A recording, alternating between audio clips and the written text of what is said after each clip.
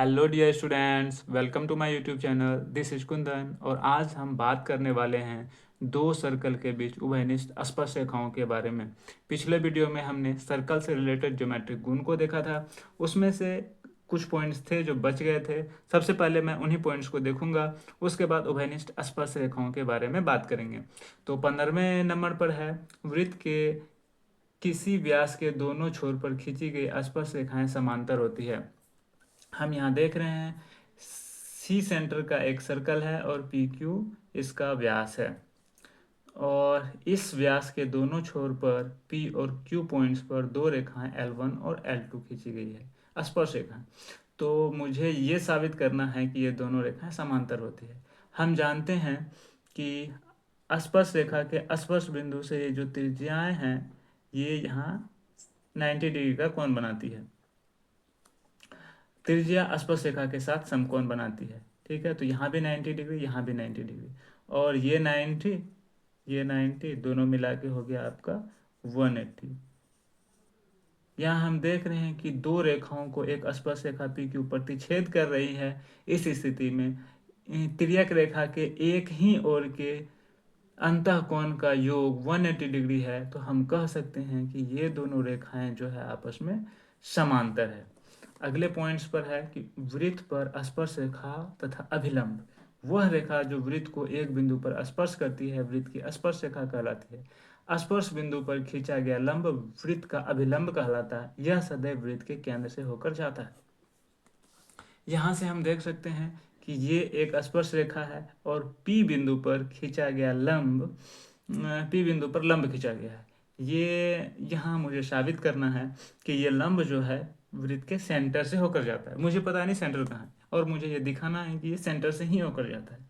इसके लिए हम क्या करते हैं, सबसे पहले इसके दूसरे छोर पर ये जो हम यहाँ लंब खींचा गया है, ये इस सर्कल को बिंदु Q पर कट कर रहा है। तो हम यहाँ क्या करेंगे, इस L रेखा के समांतर बिंदु Q को टच करता हुआ एक एल एम रेखा खींचे। ठीक है, तो ये क्या है, इस बिंदु से गुजर रहा है, तो ये इस सर्कल का स्पर्श रेखा हो गया। साथ ही साथ ये इसके समांतर है। यहाँ पर क्या है, L पैरेलल M इसके समांतर है। हम ये जानते हैं कि त्रिज्या जो है स्पर्श रेखा पर लंब होता है, त्रिज्या स्पर्श रेखा पर लंब होता है। तो इस पी क्यू में एक आर तो है, सेंटर कहाँ है पता नहीं, लेकिन एक आर तो है, क्योंकि ये लंब स्पर्श रेखा के साथ स्पर्श बिंदु से त्रिज्या ही बनाती है। एक आर तो इधर आपको मिल गया। अब दूसरा है कि ये दोनों पैरेलल लाइन है और पी क्यू आपका ट्रांसवर्सल लाइन है। इस स्थिति में इसके जो अंतःकोण का योग है, अंतःकोण का योग 180 डिग्री होगा। तो एक ही ओर के अंतःकोण का योग 180 डिग्री होगा, तो ये 90, तो ये भी आपका 90 डिग्री होगा, ये भी क्या होगा आपका 90 डिग्री हो जाएगा। यहाँ से हम देख रहे हैं कि ये स्पर्श रेखा और ये जो है कि ये लाइंस जो है पी क्यू, यहाँ से जो लंब डाला गया है, यहाँ ये 90 डिग्री का कोण बना रहा है। इस तरह से हम कह सकते हैं कि स्पर्श रेखा के साथ 90 डिग्री तो आपका त्रिज्या ही बनाती है, केंद्र से जाने वाली त्रिज्या ही बनाती है। केंद्र कहाँ है मुझे पता नहीं, लेकिन हम ये जानते हैं कि ये त्रिज्या ही स्पर्श रेखा के साथ समकोण बनाती है। तो हम ये कह सकते हैं यहाँ भी एक आर है, यहाँ भी आपका एक आर मौजूद है। तो आप यहाँ देख पा रहे हैं कि पी क्यू लंब डाला गया है, तो एक सरल रेखा है। पी क्यू क्या है, पी क्यू एक सरल रेखा है, एक सरल रेखा है, और इसमें दो आर है, 2R इंक्लूडेड है। इधर से भी एक आर इंक्लूड होगा, इधर से भी एक आर इंक्लूड होगा। किसी भी सर्कल में जो सबसे बड़ा लाइंस होता है वो 2R ही होता है। अगर एक सरल रेखा हो और उसमें 2R इंक्लूडेड हो, तो हम सीधा सीधा कह सकते हैं पी क्यू क्या है, पी क्यू एक व्यास है। क्या कह सकते हैं, पी क्यू एक व्यास है। इस और हम जानते हैं कि वृत्त का व्यास जो होता है हमेशा केंद्र से होकर जाता है। इस तरह से हम कह सकते हैं कि ये जो स्पर्श रेखा के स्पर्श बिंदु पर खींचा गया लंब है वो वृत्त के सेंटर से होकर जाता है। ठीक है, अगला अगला चर्चा जो हम करने वाले हैं कॉमन टेंजेंट्स के बारे में। यहाँ कॉमन टेंजेंट्स के बारे में अभी हमने देखा कि एक वृत्त की स्पर्श रेखाओं के बारे में बात कर रहे थे। अब हम लोग दो वृत्तों के बीच कॉमन टेंजेंट्स के बारे में बात करने वाले। वैसी स्पर्श रेखा जो दोनों वृत्तों के लिए एक स्पर्श रेखा का काम करती हो वो क्या कहलाता है, कॉमन टेंजेंट कहलाएगा। यहाँ आप देख सकते हैं कि एक C1 सेंटर का और R1 रेडियस का ये सर्कल है, ये C2 सेंटर और R2 रेडियस का एक सर्कल है। इस दोनों के बीच जो कॉमन टेंजेंट है ये देख सकते हैं, ये जो रेखा है आपका, ये रेखा है, ये आपका डायरेक्ट कॉमन टेंजेंट है। इसको क्या बोलते हैं, डायरेक्ट कॉमन टेंजेंट। ये वाली रेखा और ये वाली रेखा ये क्या है, आपका डायरेक्ट कॉमन टेंजेंट है जो दोनों के लिए टेंजेंट का काम कर रहा है। और ये वाली रेखा, ये वाली रेखा और ये वाली रेखा ट्रांसवर्सल कॉमन टेंजेंट कहलाता है। यहाँ दो डायरेक्ट कॉमन टेंजेंट है, दो ट्रांसवर्सल कॉमन टेंजेंट होने वाला है। तो आप यहाँ देख सकते हैं total number of common tangents 4 होगा, दो डायरेक्ट कॉमन टेंजेंट होगा और दो ट्रांसवर्सल कॉमन टेंजेंट्स होगा, यहाँ से आप देख सकते हैं। और C1 C2, अब बात करते हैं C1 C2। ये C1 है, ये C2 है, इसकी लंबाई की बात करते हैं, ठीक है। तो यहाँ हम क्या देख रहे हैं कि यहाँ से यहाँ तक तो आपका R1 है, ये तो आपका R1 है, और यहाँ से यहाँ तक तो आपका R2 है। इस दोनों को अगर ऐड करें तो भी ये जो बीच वाला पार्ट है ये ज़्यादा हो जाता है। तो हम यहाँ से सीधा सीधा कह सकते हैं कि C1 C2 जो है R1 + R2 से ज़्यादा होगा। ये आपको पॉइंट्स ध्यान में रखना है। अब अगला पॉइंट है n divide C1 C2 externally in the ratio of R1:R2। इसको हम यहाँ से समझते हैं।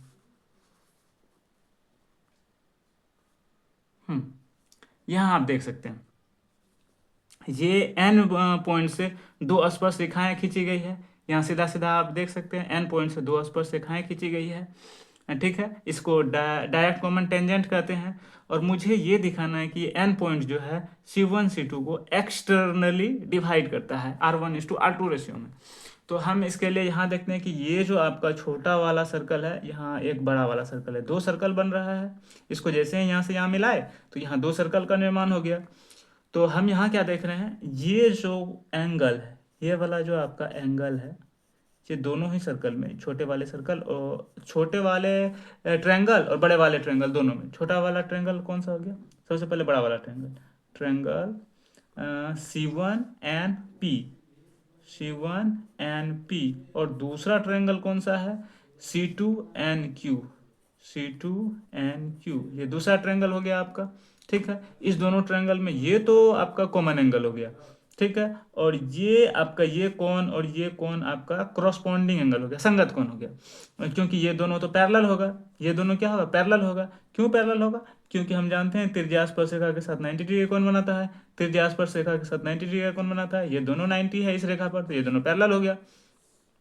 तो हम यहाँ क्या देख रहे हैं, ये दोनों क्या है, 90 डिग्री है, और ये दोनों आपका पैरेलल लाइन है, और ये तिर्यक रेखा है, तो ये आपका संगत कोण हो गया। यहाँ से ये बराबर हो गया। तो हम क्या देख रहे हैं कि इस दोनों ही ट्रायंगल के तीनों कोण बराबर हैं, इस तरह से ये दोनों क्या है, समरूप है। यहाँ से हम कह सकते हैं सीधा सीधा, सीधा सीधा यहाँ से हम क्या कह सकते हैं,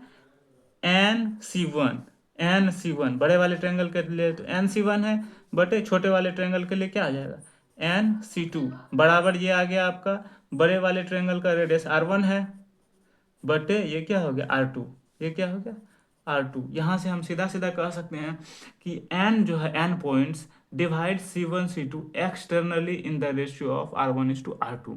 ये आप यहाँ से आप इसको समझ सकते हैं। अब अगला पॉइंट्स है कि m divide C1 C2 in ratio of R1:R2 internally. अब हम इसको कैसे समझते हैं, ये पॉइंट जो है m, ये C1 C2 को इंटरनली R1:R2 रेशियो में डिवाइड करता है।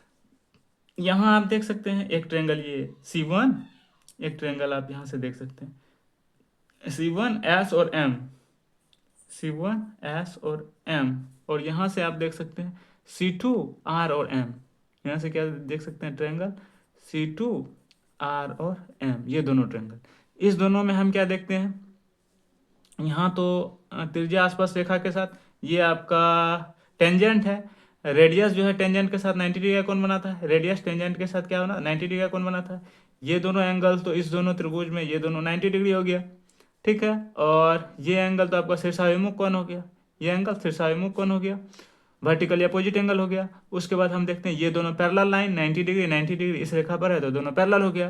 दोनों पैरेलल हो गया और ये तिर्यक रेखा हो गया। इस स्थिति में ये वाला एंगल्स जो होगा, ये वाला एंगल्स और ये वाला एंगल्स जो होगा आपका अल्टरनेट एंगल हो जाएगा, एकांतर कोण हो जाएगा। पैरेलल लाइन के केस में एकांतर कोण बराबर होता है। तो यहाँ से हम देख रहे हैं इस दोनों त्रिभुज के तीनों कोण बराबर हैं। इस तरह से ये दोनों त्रिभुज क्या है, समरूप है। यहाँ से हम लिख सकते हैं, यहाँ से हम कह सकते हैं कि ये C1M M C1 बटे MC2, यहाँ से क्या हो गया R1 बटे R2। इसका R1 हो गया, इसका R1 हो गया, इसका क्या हो गया R2 हो गया। यहाँ से आप देख सकते हैं कि M पॉइंट जो है divide C1 C2 in the ratio of R1:R2 internally. यहाँ से इंटरनली क्या करता है, इसको R1:R2 में डिवाइड करता है। अगला पॉइंट से length of direct common tangent. अब हमको इस डायरेक्ट कॉमन टेंजेंट, ये जो डायरेक्ट कॉमन टेंजेंट है, इसका लेंथ निकालना है। इसको हम कैसे निकालते हैं, आप यहाँ देख सकते हैं कि इसी का हमको क्या करना है, लंबाई निकालना है। इसके लिए हम क्या किए कि इस पॉइंट से C2 से PQ के पैरेलल एक लाइन खींचे, PQ के पैरेलल एक लाइन खींचे, ठीक है। ये 90 है, इसके पैरेलल यहाँ लाइन खींच रहे हैं, तो यहाँ भी 90 डिग्री का कोण बनेगा, यहाँ भी क्या होगा 90 डिग्री का कोण बनेगा। और यहाँ भी 90 है तो ये भी आपका 90 हो जाएगा, इसके पैरेलल है तो ये भी 90 हो जाएगा। इस तरह से चारों कोण समकोण है। और आप देख रहे हैं कि आमने सामने का जो भुजा है ये पैरेलल है, तो समांतर है। तो हम कह सकते हैं ये एक आयत है, ये आयत है, तो PQ का जो लंबाई होगा वही इसका लंबाई होगा, वही इसका लंबाई होगा। और ये R2 है तो ये भी आपका R2 होगा, क्योंकि ये एक आयत है। तो ये आपका क्या हो जाएगा R1 - R2। यहाँ से यहाँ तक R1 है और यहाँ से यहाँ तक R2 है, ये हो जाएगा R1 - R2, ये हो जाएगा D। और तो पाइथागोरस प्रमेय से हम ये क्या निकाल सकते हैं, ये इसकी लंबाई जो होगी वही PQ की लंबाई होगी। हम PQ बराबर यहाँ से लिख सकते हैं D² माइनस पाइथागोरस प्रमेय से D² माइनस R1 - R2 का होल स्क्वायर बराबर इसका हो जाएगा। तो हम यहाँ से क्या देख रहे हैं, length of direct common tangent आपका √100 D² माइनस R1 - R2 का होल स्क्वायर आता है, ठीक है। अब हम अगला पॉइंट है आपका कि length of transverse common tangent. अब ट्रांसवर्स कॉमन टेंजेंट ये वाला है आपका। इसके लंबाई को निकालने के लिए हम क्या किए, इसके पैरेलल यहाँ से एक रेखाएं सीधा इसके पैरेलल खींचे और इस पॉइंट ये R1 वाला लाइन जो है इसको आगे बढ़ाए। दोनों जो है T बिंदु पर मिल रहा है, T बिंदु पर मिल रहा है। अब क्या है कि ये इसके पैरेलल है, ये 90 डिग्री तो ये भी 90 डिग्री होगा, यहाँ भी 90 डिग्री होगा, और यहाँ भी 90 है तो ये भी 90 होगा आपका, ये भी 90 होगा। और ये 90 तो ये भी 90, क्योंकि इसके पैरेलल है, ये भी पैरेलल है इसके, ये भी 90। ये क्या हो गया, एक रेक्टेंगल बन गया, रेक्टेंगल हो गया। और हमको इसका लंबाई निकालना है। तो यहाँ आप देख पा रहे होंगे ये D है, C1 C2 की लंबाई मैंने D माना है, तो ये D हो गया। और ये R1 और ये R2, तो ये भी R2 हो जाएगा, क्योंकि ये दोनों पैरेलल है, तो ये R2। तो यहाँ से यहाँ तक की लंबाई आपका R1 हो गया और ये R2, टोटल लेंथ क्या हो गया R1 + R2, और ये D है और ये 90 डिग्री है। तो यहाँ हम पाइथागोरस प्रमेय लगा सकते हैं। तो यहाँ से हो जाएगा D² माइनस R1 + R2 का whole square, D² minus R1 + R2 का होल स्क्वायर बराबर इस साइड का स्क्वायर। तो हम सीधा लिख सकते हैं RS बराबर √100 D² माइनस R1 + R2 का होल स्क्वायर। अब हम लोग बात करेंगे केस 2 की। इसमें दो सर्कल एक दूसरे को एक बिंदु पर टच कर रहे हैं। ये बिंदु मान लेते हैं P है। केस 1 में हमने बात किया कि दो सर्कल एक दूसरे को कहीं भी टच नहीं कर रहे थे। यहाँ हम लोग बात करेंगे जब दो सर्कल एक दूसरे को एक बिंदु पर टच कर रहे हैं। इस स्थिति में जो आपका कॉमन टेंजेंट्स हो जाएगा, यहाँ आप देख सकते हैं एक डायरेक्ट कॉमन टेंजेंट ऊपर है, एक डायरेक्ट कॉमन टेंजेंट नीचे है, और ये एक ट्रांसवर्सल कॉमन टेंजेंट बन रहा है। इसके अलावा यहाँ पर कोई भी कॉमन टेंजेंट्स नहीं होंगे। आप यहाँ देख सकते हैं total number of common tangent 3 है, 2 डायरेक्ट कॉमन टेंजेंट है, एक ट्रांसवर्सल कॉमन टेंजेंट। मैं बात करूँ C1 C2 की, तो यहाँ आप देख रहे हैं यहाँ से यहाँ तक आपका R1 है, यहाँ से यहाँ तक आपका R2 है। इस स्थिति में C1 C2 R1 + R2 के बराबर हो जाएगा। अब length of direct common tangents, तो हम लोग यहाँ निकाल चुके हैं length of direct common tangents D² minus R1 - R2 का होल स्क्वायर। इस आधार पे यहाँ अगर हम लोग डायरेक्ट कॉमन टेंजेंट्स का लेंथ निकालना चाहेंगे तो हम रख सकते हैं यहाँ, ये D क्या हो जाएगा, ये आपका D यहाँ R1 + R2 के बराबर है, तो इस D की जगह पे क्या रख दिया R1 + R2 रख दिए।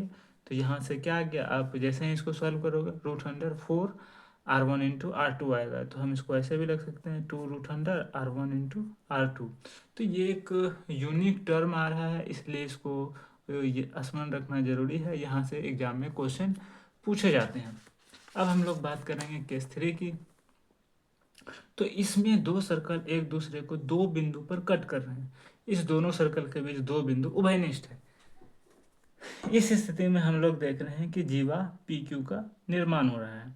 और यहाँ कॉमन टेंजेंट की बात करूँ तो यहाँ दो कॉमन टेंजेंट्स है और दोनों ही डायरेक्ट कॉमन टेंजेंट्स है। ट्रांसवर्सल कॉमन टेंजेंट यहाँ एक भी नहीं है। तो यहाँ आप देख सकते हैं total number of common tangents दो गो है, total number of common tangents, और दोनों के दोनों डायरेक्ट कॉमन टेंजेंट्स हैं। तो यहाँ C1 C2 की बात करूँ तो ये आपका C1 C2 आप यहाँ देख रहे हैं। तो ये आपका यहाँ से यहाँ तक तो आपका ये R1 है, और फिर यहाँ से यहाँ तक आपका क्या है, R2 है। यहाँ अब C1 C2 की मैं बात करूँ तो आप देख पा रहे हैं कि C1 C2 R1 minus R2 से बड़ा है। R1 माइनस R2 कहने का मतलब है R1 में R2 को घटाऊं तो ये वाला पोर्शन तो घट जाएगा, उसके बाद बाकी जो ये वाला पोर्शन है ये भी इधर आके माइनस हो जाएगा। इस आधार पे हम कह सकते हैं कि C1 C2 R1 minus R2 से तो बड़ा है। ये C1 C2 R1 minus R2 से तो बड़ा है। अब R1 प्लस R2 का बात करते हैं तो यहाँ से यहाँ तक R1 है और यहाँ से यहाँ तक R2 है। जैसे ही दोनों को ऐड करेंगे ये वाला पोर्शन दो बार ऐड हो जाएगा। इस तरह से C1 C2 से तो R1 प्लस R2 बड़ा है। यहाँ कह सकते हैं कि C1 C2 R1 minus R2 से बड़ा होगा और R1 प्लस R2 से छोटा होगा। अब हम यहाँ देखते हैं कि ये P C1 और C2 और यहाँ Q C1 और C2 ये दो ट्रायंगल है। इस दोनों ट्रायंगल में देख रहे हैं कि ये साइड इसके बराबर है और ये साइड इसके बराबर है और ये कॉमन साइड है। इस तरह से S S S से तो ये दोनों ही ट्रायंगल सर्वांगसम हो गया।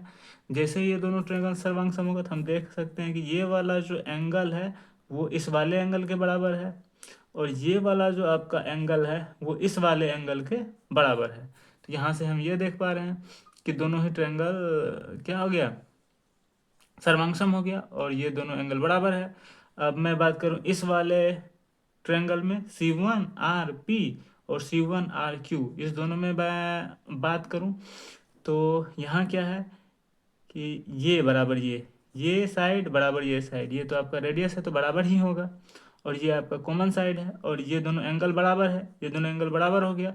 तो SAS से ये दोनों ही त्रिभुज आपका सर्वांगसम हो जाएगा। इस स्थिति में ये साइड बराबर ये साइड हो जाएगा आपका, ये साइड बराबर ये साइड। तो हम इस आधार पर यहाँ देख सकते हैं कि ये C1 C2 जो है PQ को दो भागों में डिवाइड कर रहा है। और हम जानते हैं कि यदि सेंटर से जीवा को समद्विभाजित करने वाली रेखा खींची जाए तो ये इस पर लंब होता है, ये इस पर क्या होता है, लंब होता है। ये हम लोग पढ़ चुके हैं। तो यहाँ पर 90 डिग्री का कोण बन रहा है और ये इसको समद्विभाजित कर रहा है। ये चीज़ आपको ध्यान रखना है। अब मैं एक स्पेशल कंडीशन की बात करूं, जब आपका ये कटिंग पॉइंट जो है, जो कटिंग पॉइंट होगा उसको यदि सेंटर से मिलाऊं तो ये स्पर्श रेखा बन जाए। ये एक स्पेशल केस है और इसे क्वेश्चन पूछे जाते हैं, तो मुझे लगा इसकी चर्चा कर देनी चाहिए। तो आप यहाँ देख सकते हैं ये टचिंग पॉइंट P है और इस पर ये जैसे ही इसको सेंटर से मिलाते हैं ये एक स्पर्श रेखा बन जाता है। ये स्पेशल कंडीशन है। तो अभी मैंने देखा कि यहाँ क्या हो रहा है, 90 डिग्री का कोण बन रहा है, 90 डिग्री का कोण बन रहा था और ये दोनों ही बराबर हैं। ये समद्विभाजित करता है, C1 C2 PQ को समद्विभाजित करता है।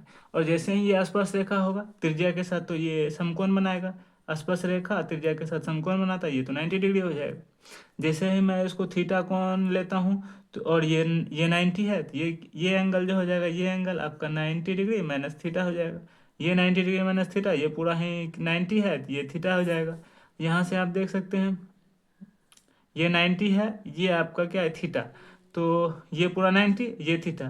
तो इस बड़े वाले ट्रायंगल में ये क्या हो जाएगा, 90 डिग्री माइनस थीटा। ये भी एंगल क्या हो जाएगा, 90 डिग्री माइनस थीटा। ये दोनों बराबर एंगल है।